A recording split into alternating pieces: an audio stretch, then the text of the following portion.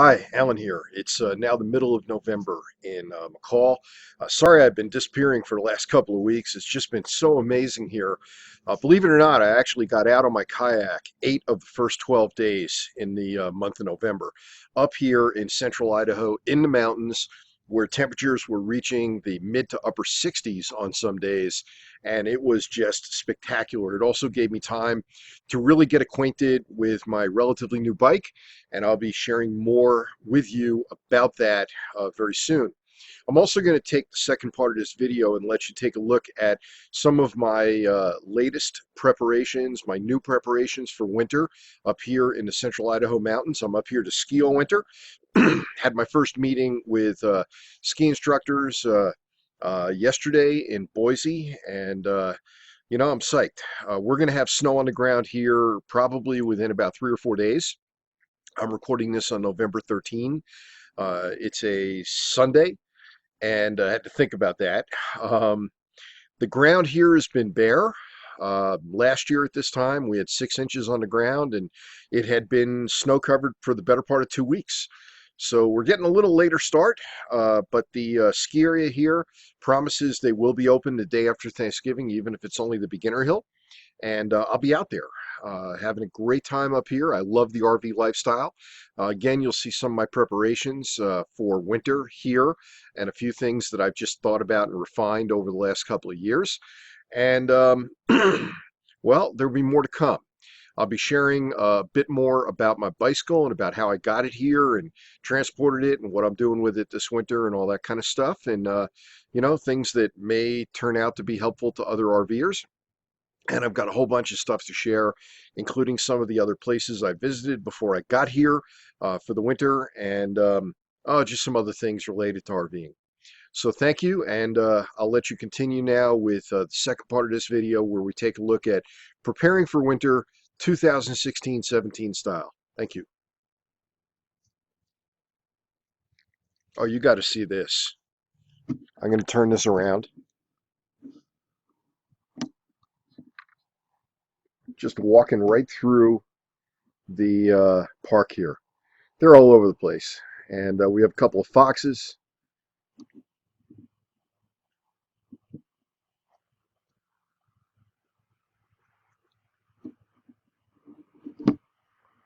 Anyway, we have a couple of foxes and some other wildlife in the area. I saw a beaver in the lake. I think it was yesterday or day before.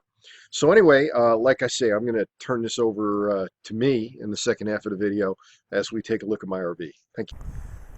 So we're going to start out on the north side of my RV, which is, as you can see, where the door entrance is. You can see, first of all, out here, there is a bag sitting in the front. That's my kayak. I've got a tarp that's going to go over that and protect it for the winter. That cooler is there. That's an electric cooler. It runs on 12 or 110. It's great for the truck when I've got to pick up groceries and drive a distance. Or during the winter, if it gets too cold and the refrigerator or freezer decides to crap out, then I can use that. It's a 40 quarter, so it'll cover me inside just in case. I have used that in 3 of the past 4 winters.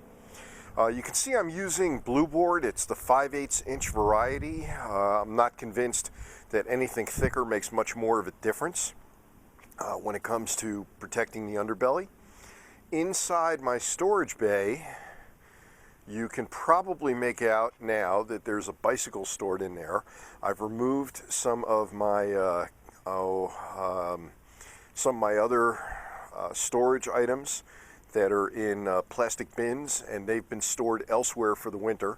The skis are going to come out and go up to the mountain very soon, so I've got skis there, but the cross-country skis simply sit outside all winter. These are of the 20-year-old variety, and I may very well replace them very soon. Again, blue board all the way around.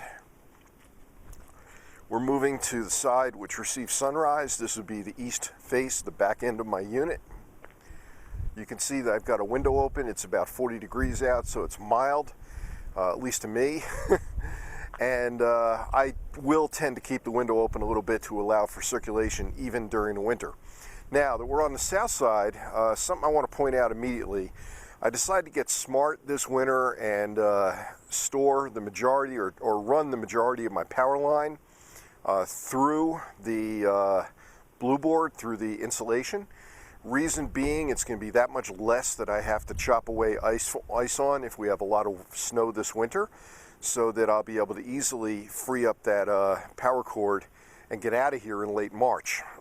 You'll notice that I've got very little of the sewer line exposed, and what is exposed is connected to a heat tape that runs all the way around and actually in and underneath.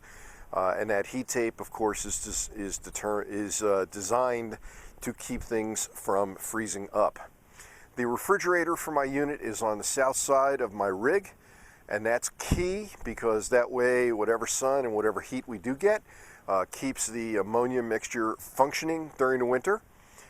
This is the pedestal, the water pedestal supplied, the hydrant, if you will, by the campground here. I plan on adding to this. This is their use of foil around it. It's pretty minimal insulation. I will be wrapping that in black plastic, and if I can get a hold of it, some Pink Panther to increase the insulation factor and minimize the risk of having any real freeze up. The hose, as I've pointed out in the past, is a heated hose. It's made by Camco, and I'm sure I'm going to have a link on my post where you can go and check that out. I'll have it linked to the best price on Amazon that I can find. So I'd ask you to use that link and check it out if you decide you need a heated hose or really anything else on Amazon. The 120-gallon propane tank, that's here courtesy of Ed's Propane. Ed's Propane is a provider here in Idaho. I think they probably service some other areas other than just McCall. And the 120 gallons compares to the 7-gallon or 30-pound tank that you would normally find that's inside my RV on the other side. That's right, this is the battery compartment here. And I have to think about those things. This is my insurance that I'm not going to have to run out and get propane every other day, because when it gets very cold out, you will burn through those 7-gallon or 30-pound tanks pretty quickly, whereas a 120-gallon tank, it'll take a month or two depending on the time of year. I had this installed, I think, on November 2nd, and I'm sure that I've used very, very little. There is a meter on it, and believe it or not, last winter we got enough snow where that thing got completely buried, even though this is on the southern side, and I had to keep it accessible because periodically I had to call the propane company and say, come fill it up. Just one more quick walk to the north side, just to kind of give you a perspective on this. Those stairs last January didn't exist. I was able to walk right into my unit, and that's because we had so much snow that it was literally, I guess, about 2 to 3 feet of pack ice had built up, so that from here, roughly where my car parks, my truck parks, all the way through, you gradually ramped up to where you had no steps to walk into the unit. Not sure if we're going to get that much snow this winter, but I'm ready. I've got my snow broom, you see that here. That's for pushing snow off of the slide outs and helping me to get snow off the roof.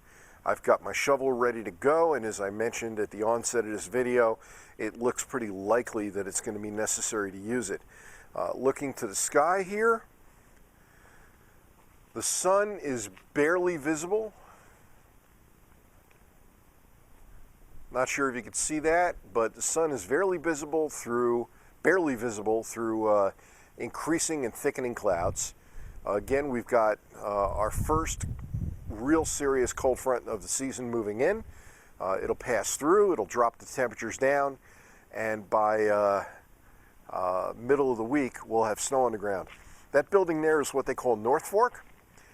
It is the office for the campground. It is also a community center that's rented out for events, and it also has an indoor pool, hot tub, and steam room, and I'm sure I'll have a link in my post to another post where I talk about that and kind of show off some photos of it. It's pretty cool. They set this place up in a quad, so I've got neighbors here. This is Richard and Christy's place. This is for whoever arrives, if they're going to stay all winter or not. And this is Chuck's place. He's a big snowmobiler, so he'll be out there snowmobiling, and I'll be out there skiing. All right, thanks much. Have a great day.